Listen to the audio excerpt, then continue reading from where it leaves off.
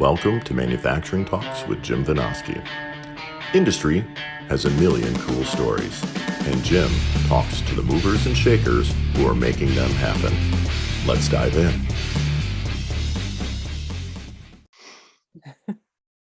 Welcome to Manufacturing Talks. We are back. We are back in a new background. So excited to have what I've long envisioned, my combination of manufacturing paintings from my good friend Corey Bonnet, and then all my favorite heavy metal band posters up behind me. And we're sponsored by Cosgrove Content, LLC, Wordsmiths for Industry. If you have trouble finding someone to write about the technical stuff you do, that's what we're all about. Look for us at cosgrovecontent.com. And I'm happy today to be joined by Dianna Huff. Dianna is president of Huff Industrial Marketing, Inc. and publisher of the Keep It Made USA blog. Welcome, Dianna. How are you? Thank you. Thank you for having me. I'm doing well. Thank you. Yeah, it looks like you have sunshine today.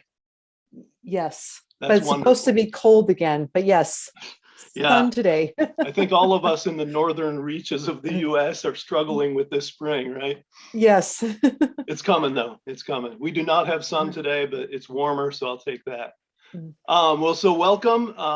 Glad to have you on. You know, you and I got to know each other through LinkedIn, where I meet so many amazing people. And I'm really looking forward to hearing all about what you do. We certainly share that Made in America interest, and I definitely want to spend some time on that. But first, the main thing I want to hear is your background. What got you into all this stuff? Well, I've been in manufacturing. I started in college. So I was actually working on boats. I was a boat maintenance worker and needed to fill in the gap, financial, because I was putting myself through school. And someone said, why don't you go down to the sail loft, which was, right around the corner, because I was in the Port of Oakland. That's where I was working. And so I still laugh about it to this day. So this was before the legalization of pot. And I go in, it's all young people working, and they're all stoned out of their mind and making sales. And I go in, and the production manager, I said, I'm looking for a job. I know how to sew, and which I learned in home ec, believe it or not. And he hired me to sweep the floors. So gotta start somewhere, right? Yeah, that's where all the most successful people start, sweeping the floor. So I swept the floors and picked up trash and tidied shelves. And then one day I said to one of the seamstresses, I know how to sew. What? so I got a promotion, and I was then the lead and only sail bag maker. So, I made all the bags. So before I started doing that, the seamstresses were rushing around making bags at the last minute as the sails being folded to go out the door. Yep. So I started my own little production process and had all the bag, number 5 bag, number 4 bag, custom bag. I did lots of custom bags. And so that's where I got started. I worked in the sail loft for 5 years. And then after college, I actually got hired at Precision Technical Sewing. That was in Palo Alto, California. Now, that was an amazing story because it was the company was owned by Sally Lindsay, who was a world-class elite sailor. And wow. she had been awarded Yachtswoman of the Year twice, one of the years with Ted Turner. And and apparently he said to her when she got her award, women belong in the kitchen. No, women belong in the galley, not at the helm. And she's like, bring it on, dude. So that's the story that I heard. But anyway, he had started the Spinnaker shop and was making sails because she was a sailor. And one day, this again, stories that I heard, the accountant came in and was looking at her numbers and said, what's this 50% other? And she said, oh, it's all these weird projects that all my friends keep bringing in, her sailor friends who were working at Lockheed and NASA and Sun and all these different places. And they wanted all these high-tech custom cloth products. That's what, satellite, what are those, not satellites, but what are the dishes that track the satellites? Yeah. she made like a huge cover for that. And I mean, we used to make, we even for NASA once made nets that held jellyfish so they could monitor them having procreation in space. Who knew we would be getting into jellyfish sex here on Manufacturing Talks? Wow. So Breaking new ground. So I did that for 7 years. Yeah, I ran the front office. So not only do I have the production experience working the floor, but I also had the front office experience. I learned all about mil spec. I learned about sourcing materials. I learned how to run the office. I learned about marketing. This was before the internet. So I was in charge of all the yellow pages advertising, pre-Google. And yeah, right. And it was such an exciting time. Sun Microsystems was literally right down the block. I could walk down the street, cross over, and there was their big tower, right there in Palo Alto. Where Google is now, that's where Silicon Graphics was. NASA, of course, was at Moffett Field, Lockheed, we had they were all just right there, and they all came in. It was amazing. Wow. Yeah. So you have one of the best how I got started stories ever, I have to say. Oh, well, thank you. It's really cool. And then I went on to Varian for 2.5 years. I supported 2 manufacturing units, nuclear magnetic resonance and analytical instruments, which was a precursor to life sciences. And then I went out on my own when my son was born, and here I am. So when you went out on your own, is that when you launched the Huff Industrial Marketing Company? No, so I started off as DH Communications, and I did, my tagline was marketing writing for high tech and industrial companies. And I did that up until 2013. And then by this time, my son has his driver's license. And before then, I always said my second job was taxi driver. Drove him everywhere. And then it's amazing how it happens. No one tells you. They get their driver's license and he was gone. Yeah. And all of a sudden I'm like, well, now what do I do? My older one's that age right now. I know exactly what you're talking about. Yeah, they're gone. Yeah. Yeah, he peeled out of the driveway, blaring. All this stuff playing. Right. Maybe a newer version. I can see him. I'm like, buckle the seatbelt. But so that by that time, I was super busy. I was ghostwriting books for CEOs. I was just completely burned out. So I took a break. I sort of took a break, like just started thinking, what do I really want to do now that, my son is, not as hands-on anymore. And that's when I said, all this time I had been working with manufacturers, but I was also working with software service, all that. I was working with anybody who wanted to pay me. So nothing wrong with that. Yeah. Right. So I closed up DH Communications, drove up to the State House, and changed my name to Huff Industrial Marketing. And that was in 2014. Okay. So now I work specifically with smaller, I call them smaller manufacturers with 50 employees or fewer, the manufacturers that don't have a marketing department. Yeah, and that's huge. People don't realize, and I've said this multiple times on this show, most manufacturers are small and medium-sized enterprises. Yeah, I think the National Association of Manufacturers, of all the manufacturers in the US, only it's very small, like 10% are the huge ones. Right. And then 80% have 20 or fewer employees. Yep. Yeah. Yeah. So you got a nice, healthy size market there. And I know folks like that too. They're focused on what they do day to day. And so they're not necessarily thinking about how to get themselves out there, how to well, that and marketing has changed considerably. Oh yeah, sure. And the technology, people don't have the time or the energy to, for me, just keeping up with WordPress and Google Ads and Google, let alone all the other tools, the stack. It's a full-time job. I believe it. Yeah. Yeah. And constant. Yes, and constant. You think you got something down, and then you log in and it's all changed. Yeah. Yeah. Well, interesting. So then along the way, you also got into the whole Made in America Yeah, drive-through. So I definitely want to dig into that. yeah. So what happened was when I changed over my business, so I didn't, I thought, well, I need to become educated, more educated about manufacturing. So there were three things that happened simultaneously. So I read this book called Remaking America by the Alliance for American Manufacturing. And it's a compilation of all these articles about why manufacturing was on its deathbed in America. And I didn't, before this I was clueless, and I remember reading it and underlining all this stuff going, oh my God, oh my God, oh my God, like, and everyone thought I was crazy for becoming Huff Industrial Marketing, because I was doing well with DH Communications. So I was reading that, and then one of my first customers was and he still is, Tom Stanek, who's the CEO of K2 Castings. And he makes,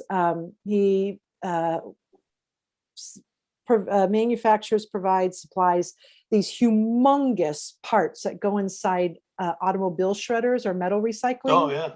They're huge. They're called he calls them wear parts. And so actually, and as a side note, he took me down to Schnitzer, his customer down in Everett, Massachusetts, a big, huge recycling facility. And we got to go inside the automobile shredder, and we got to go up to the control tower, and the car, you could like, and there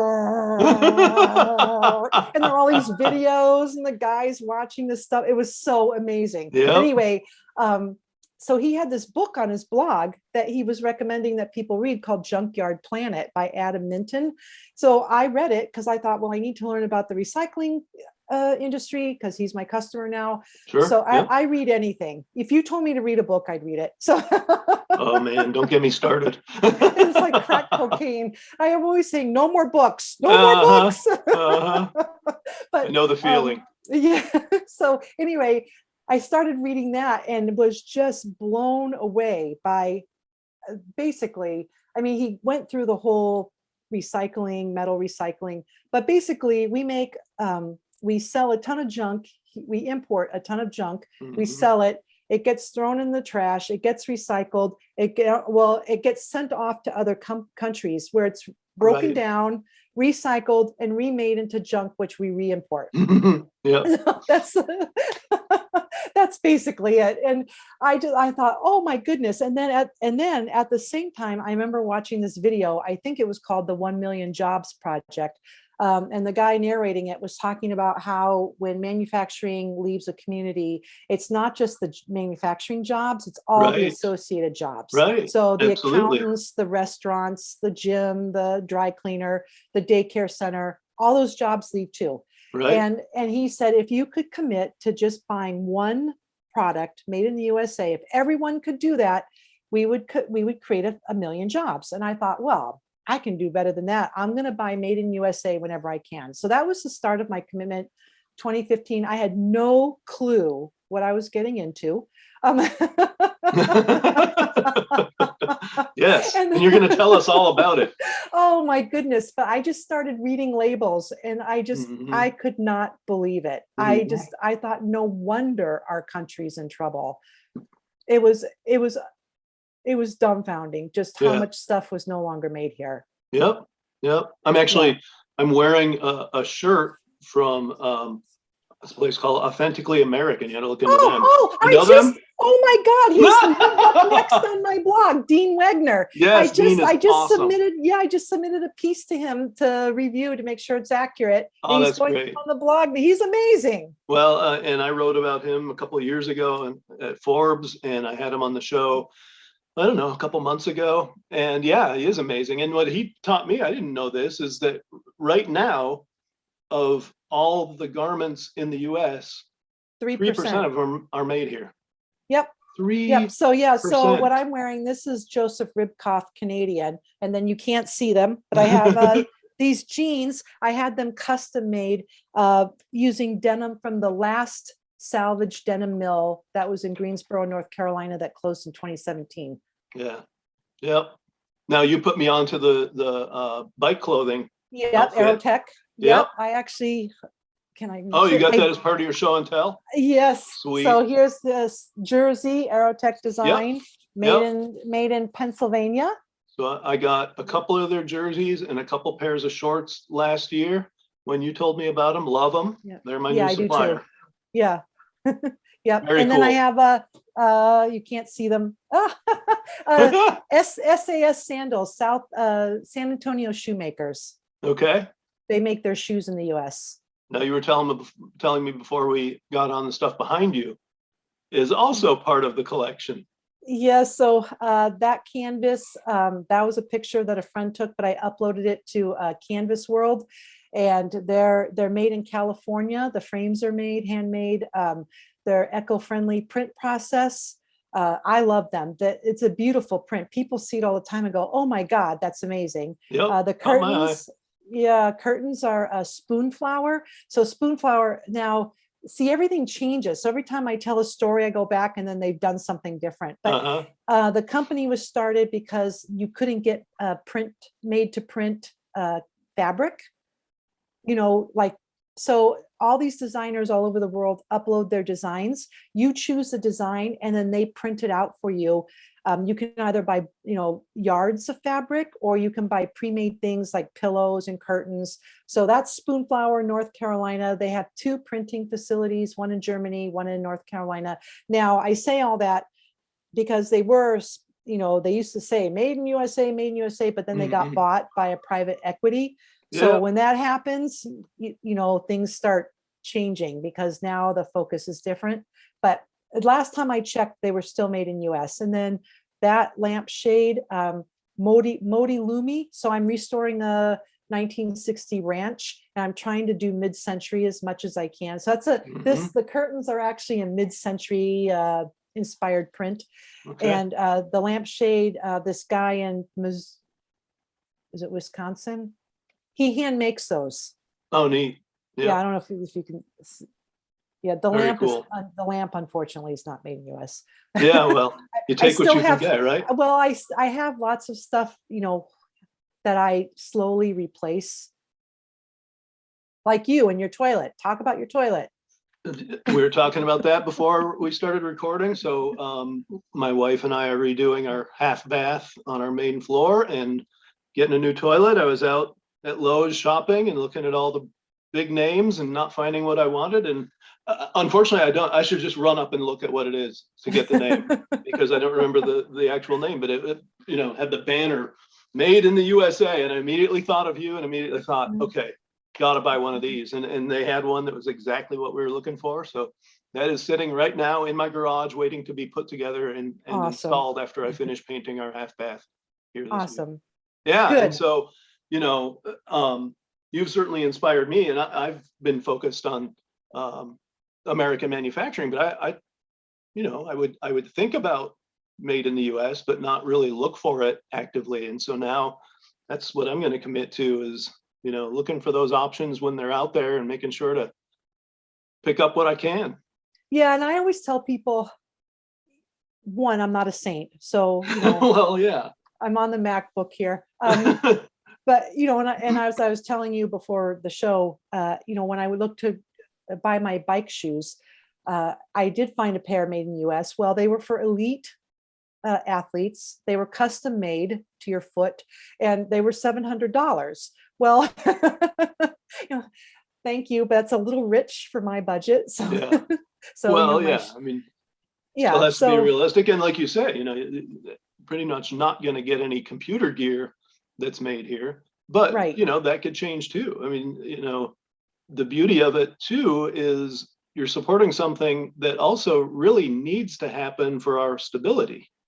And that's what we're learning with all this supply chain disruption is, right. That global supply chain and just-in-time thinking worked great until it doesn't. Right. Exactly. It works great when things work great. And then when things don't work so great, we wind up having empty shelves. Right. Right. Exactly. So yeah. Now, talk too about the magazine you had there for a while.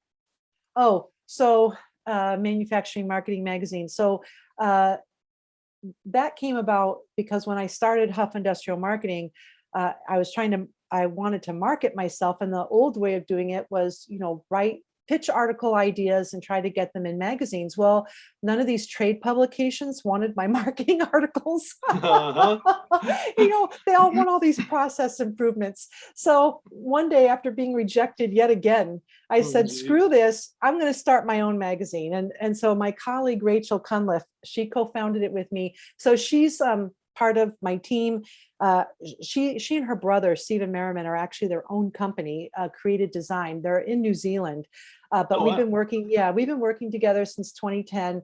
And I always like to joke she slums it working with me because she's very famous in her own right. She is designer to some of the top food bloggers around the world.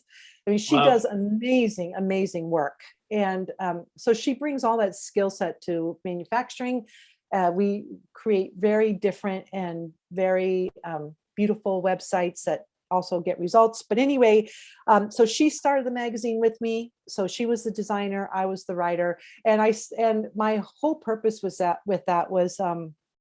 had realized that not all of it, a lot of the marketing advice out there for manufacturers was not correct. It was either taking consumer marketing ideas and repurposing them, or it was just flat out wrong, or stuff that worked for software as service is not going to work for manufacturers. Right. And so, I'm very careful now. Like, I don't say B2B marketing, because that could be anything. I say marketing for manufacturers because it's a very specialized niche. And and since 2014, one of my goals with this business was to create my own data. So Rachel and I, and Stephen too, her brother, we're constantly testing things. I have all my own data now, so I know what works and what doesn't. And Rachel, her background is statistics, so she holds my feet to the fire. Doesn't let me get away with shoddy analysis. Oh, good. Yeah. And so the magazine, so we did it for 2.5 years.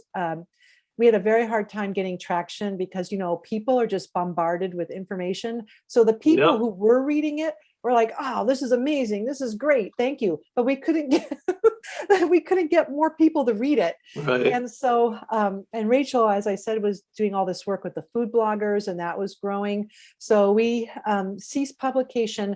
But during those 2.5 years, and as you know, and actually, you were one of the people that I found on LinkedIn. I was posting all your stuff in the magazine. And thank you for that. This guy's amazing. But you meet all these people, and they have these amazing stories. Yep. And so that's what I said. I want to focus on the manufacturers, their stories, what they're doing, whether it's a startup or their marketing or whatever it is. That's what I want to feature. And I want to do the product reviews. So I'm not a paid influencer.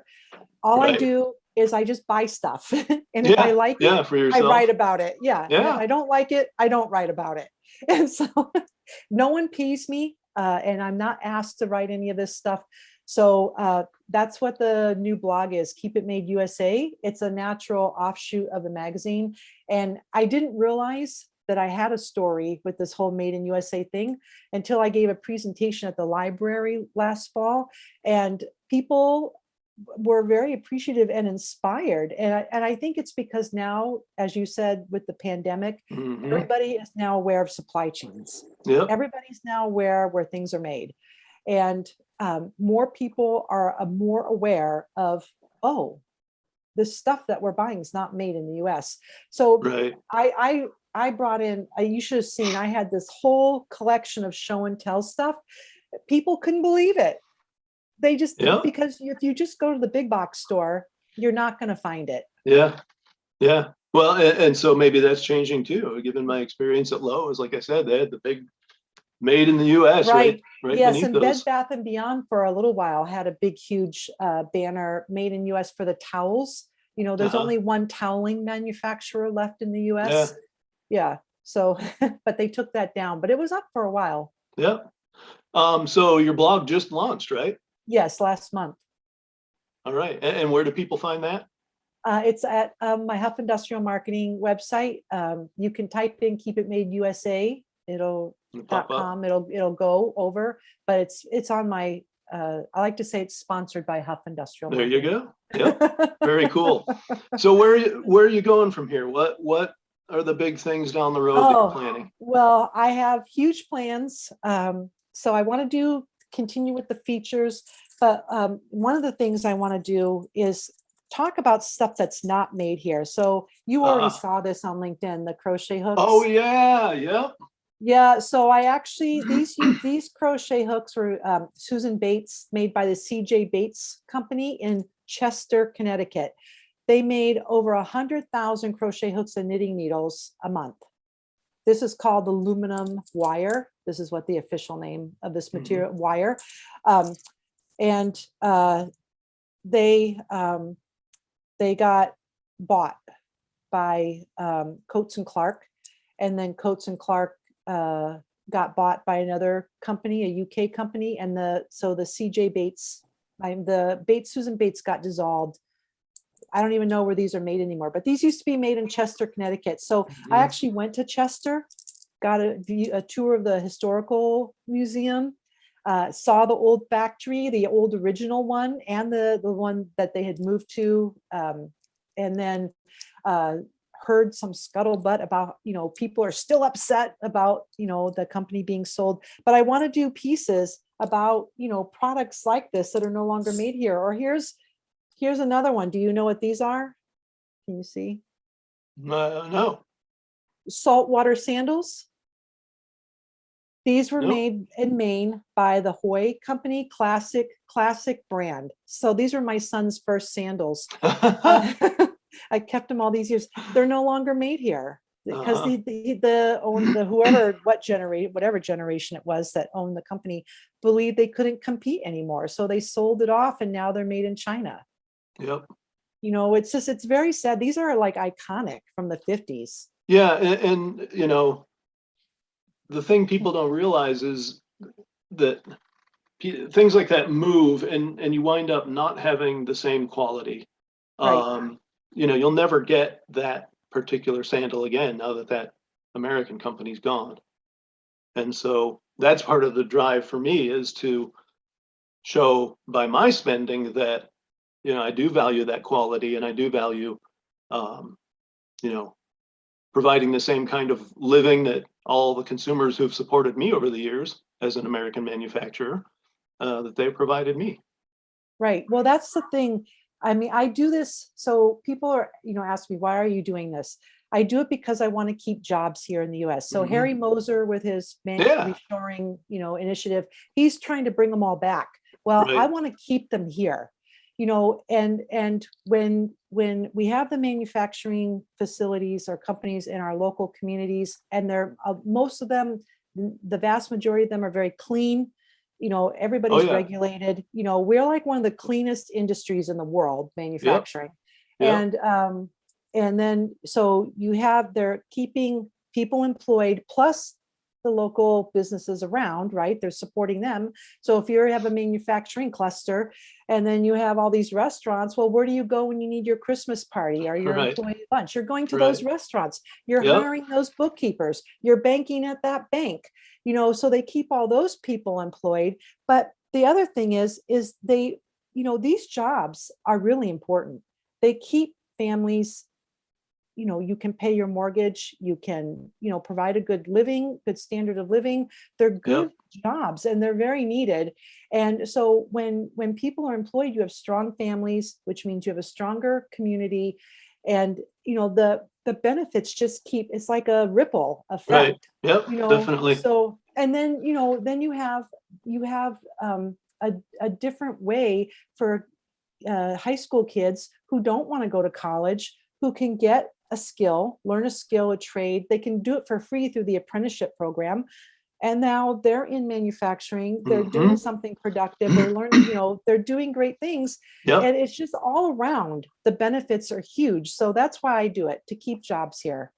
So I'm going to touch on a couple things. One is, it's really interesting you brought that up about the trades, because my episode number 14 that just went live this morning, with Eric Gerard, the CEO of Brunt Workwear. So you talk about the ripple, now we are getting that refocus on skilled trades and the need for that part of our workforce to not only exist, but to be strengthened and added to, because the demand is ever increasing. Eric's friends who were in the skilled trades were beseeching him to start his own company to make workwear because they couldn't find stuff that they liked. And guess what? Right. Almost none of it's made here, just like the rest of apparel. Right. Eric started his company up there in Massachusetts, and he's off to the races, barely keep up Oh, with the well, demand. I haven't been on LinkedIn, and I'll have to go check. Yeah, do. Brunt Workwear. Yeah. Eric. Yeah, he's a no, great I guy. listen to your podcast. I usually Good. save them, and then Good. when I have time, I listen to them. Yeah, so there's that piece, and I'm glad you mentioned that about the cleanliness of our factories, the safety of our factories. It's another thing people don't think about, is part of what has sent all these jobs overseas is our own regulation.